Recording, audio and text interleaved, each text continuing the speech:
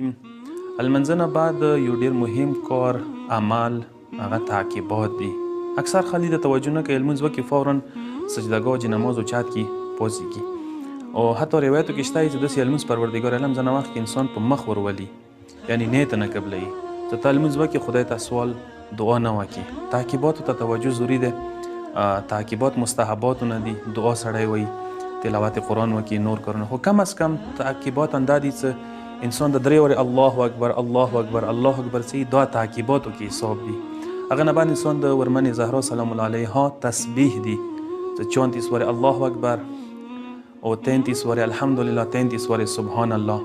او دینه بعد صلوات د پیغمبر باندې 3 وارې صلوات انسان کم از کم وایي. او تعقیباتو کې مسله دا ده چې په کار دی چې بغیر د فاصلې نه توکي، یعنی په کار دی کینی بل چې یو نه کې تعقیبات شروع کې او هغه هم قبلې طرف ته یو طهارت سوي.